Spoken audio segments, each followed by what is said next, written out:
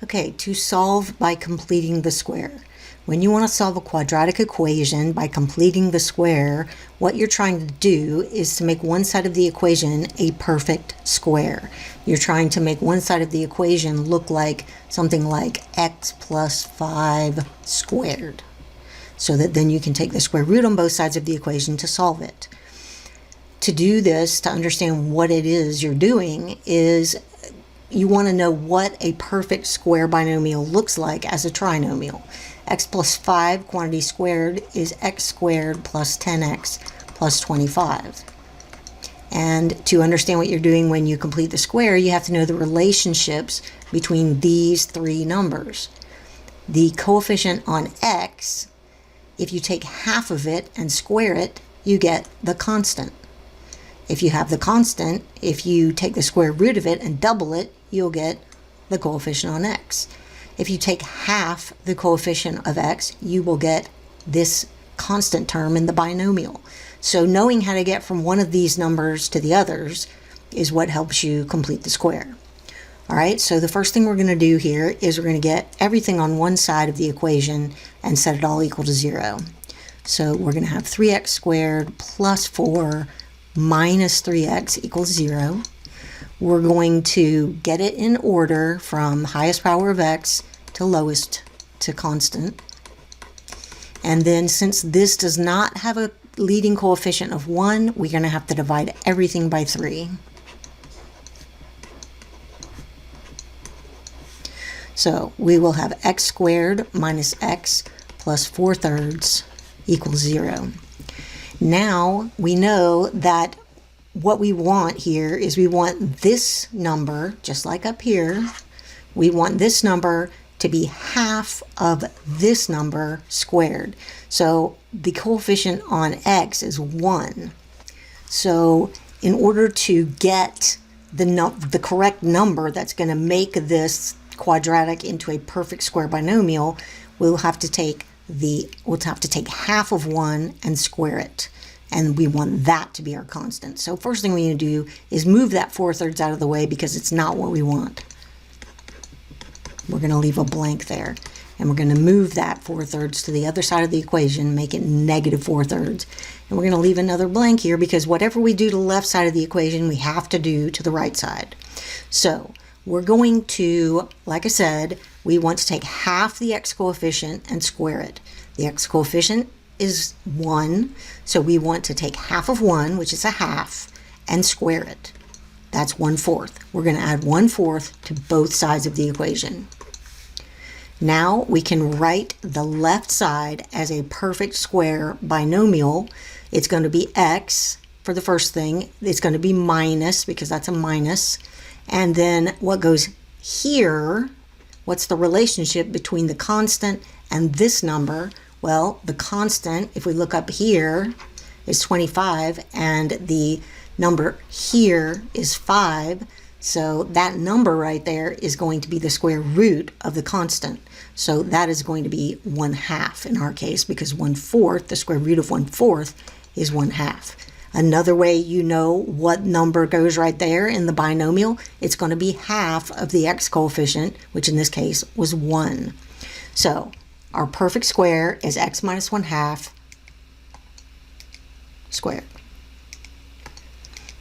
Okay, and then on the right side, we're going to have to find a common denominator and add. So negative, this common denominator is going to be 12, so we have to multiply the first fraction by 4/4, so negative 16/12 plus 3/12. That's on the right side. So we're going to have x minus 1/2 quantity squared is equal to negative 13/12. And now we're where we wanted to be. We have a perfect square on the left side, so just solve for x. We can take the square root on both sides of the equation. If we do that, we will have x minus 1/2, square will go away, and then we will have a plus or minus the square root of negative 13/12. We absolutely cannot leave it like this. First of all, we've got to get x by itself. So I'm just going to erase what's up here.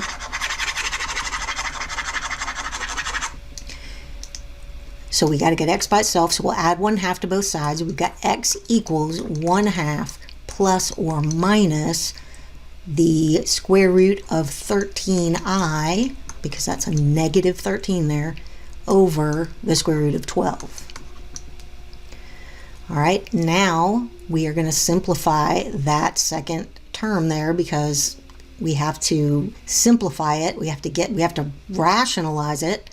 And so we're going to have 1/2 plus or minus the square root of 13i over, and this is going to be, the square root of 12 is 2 times the square root of 3, right? Because I'll just do it over here. Square root of 12 is equal to the square root of 4 times 3, which equals the square root of 4 times the square root of 3, which is 2 times the square root of 3.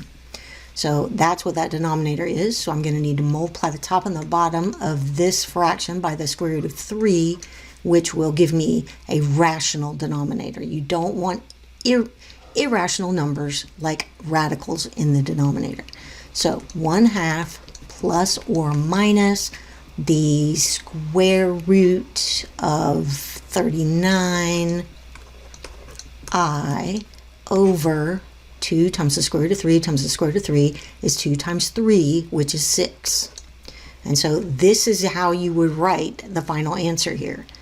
You would write the real part first, plus or minus, and then the imaginary part second.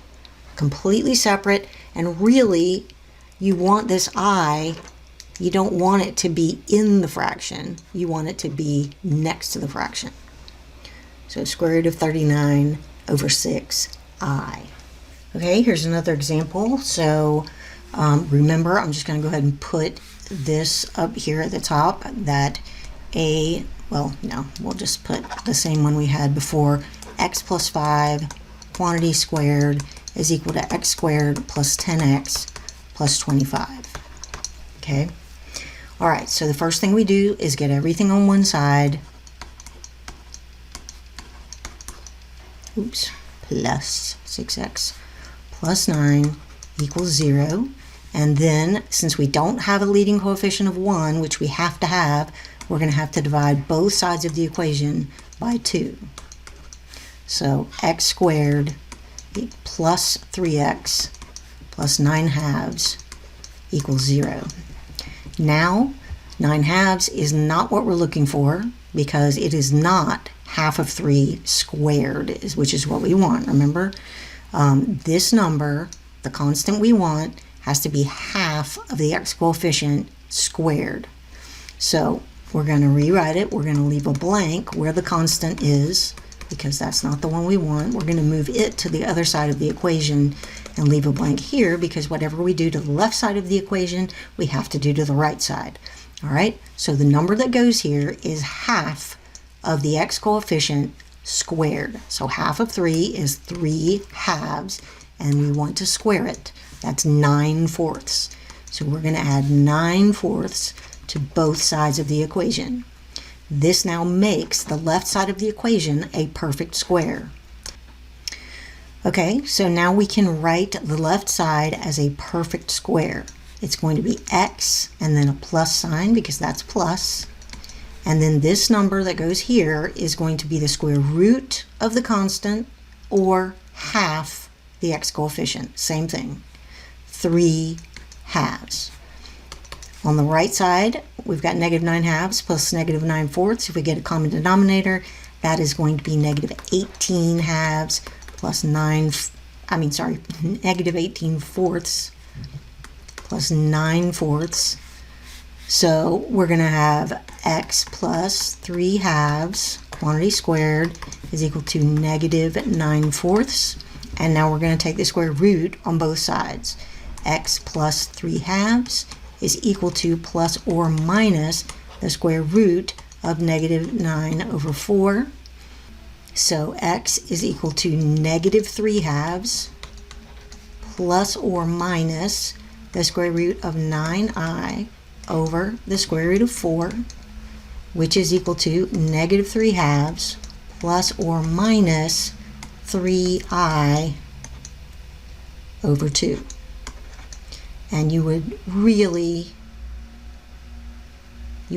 want to write this your final answer as negative 3/2 plus or minus 3/2 I. Two separate fractions with the I next to its coefficient.